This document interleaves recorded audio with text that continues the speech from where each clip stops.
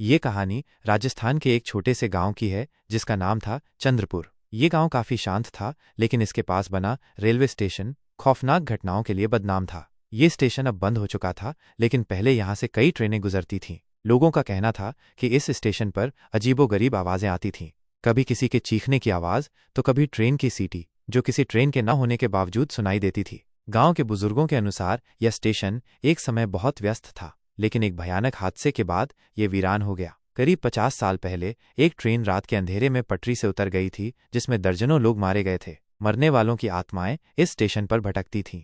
राहुल नाम का एक युवा पत्रकार इस स्टेशन की सच्चाई जानने के लिए उत्सुक था। उसे भूत प्रेत की कहानियों पर यकीन नहीं था। उसने तय किया कि वो इस रहस्य का पर्दाफाश करेगा। राहुल ने गांव के लोगों से पूछताछ की, लेकिन सबने उसे वहां जाने से मना किया। बूढ़े रामलाल काका ने कहा, तारांकन बेटा, उस स्टेशन पर जाना मत। वहां जाने वाले लोग वापस नहीं आते, जो लौटते हैं वो भी जिंदा लाश बन जाते हैं। तारांकन, लेकिन राहुल ने उनकी बात को नजरअंदाज कर दिया।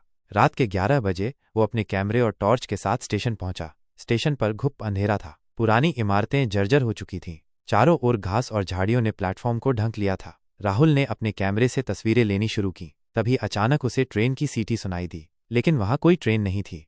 राहुल थोड़ा घबराया, लेकिन उसने खुद को समझाया कि ये उसका वहम होगा। वो स्टेशन के अंदर जाने लगा। तभी उसने देखा कि एक बूढ़ा आदमी स्टेशन के कोने में बैठा हुआ था। बाबा, आप यहाँ क्या कर रहे हैं? राहुल ने पूछा। बूढ़े ने धीमी आवाज में कहा, तारांकन, मैं उनकी देखभाल करता हूँ। वे यहाँ अकेले हैं। कौन अकेले हैं? बूढ़े ने राहुल की ओर देखा। उसकी आंखें अजीब सी चमक रही थीं। उसने धीमे स्वर में कहा, तारांकन, जो मरे थे वे अब भी यहाँ हैं। राहुल को ठंडी हवा का झोंका महसूस हुआ। अचानक चारों ओर से किसी के फुसफुसाने की आवाजें आने लगीं। भाग जाओ, भाग जाओ। राहुल ने इधर उधर देखा, लेकिन वहां कोई नहीं था। उसकी टॉर्च की रोशनी हिलने लगी और तभी उसे एक परछाई दिखाई दी, एक महिला सफेद साड़ी में जिसके बाल खुले हुए थे। राहुल के दिमाग में सवाल उठे, क्या ये महिला वही थी जिसकी आत्मा इस स्टेशन पर भटकती थी? गांव वालों के अनुसार ये रीना नाम की महिला थी, जो कई साल पहले इस स्टेशन पर मारी गई थी।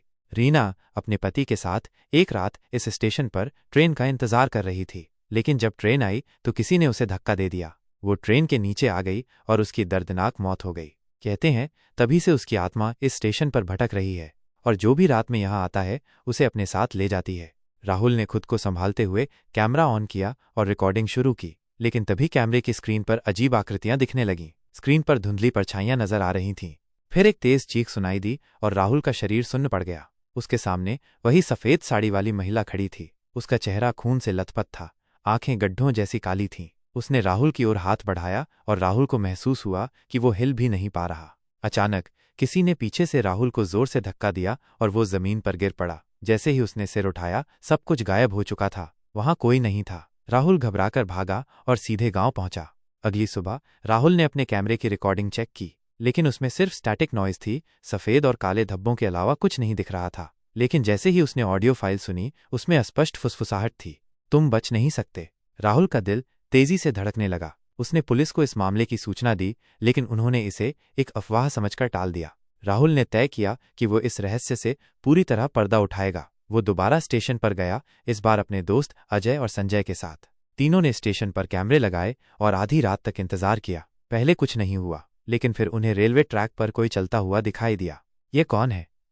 अजय ने कहा। फिर अचानक वह आकृति गायब हो गई और एक जोरदार चीख सुनाई दी। राहुल और उसके दोस्त डर गए। तभी उन्हें लगा कि कोई उनके पीछे खड़ा है। उन्होंने मुड़कर देखा और उनके पैरों तले जमीन खिसक गई। वहां कोई चेहरा रहित आकृति खड़ी थी, जो हवा में तैर रही थी। अजय घबराकर भागने लगा, लेकिन जैसे ही उसने स्टेशन का गेट पार किया, वो जमीन पर गिर पड़ा। उसकी आंखें खुली थीं, लेकिन उसकी सांसें बंद हो चुकी थीं। राहुल और संजय ने किसी तरह खुद को बचाया और गांव लौट आए। उस रात के बाद राहुल ने फैसला किया कि वो कभी इस स्टेशन के करीब नहीं जाएगा। गांव वालों ने इस घटना के बाद स्टेशन के पास जाना ही बंद कर दिया। कुछ महीनों बाद रेलवे अधिकारियों ने इस स्टेशन को पूरी तरह बंद कर दिया और इसे खंडहर बनने के लिए छोड़ दिया। आज भी जो इस स्टेशन के करीब जाता है, उसे अजीबोगरीब आवाजें सुनाई देती हैं। लोग कहते हैं कि रात के अंधेरे में वहां से ट्रेन की सीटी सुनाई देती है, लेकिन वो ट्रेन कभी नहीं आती।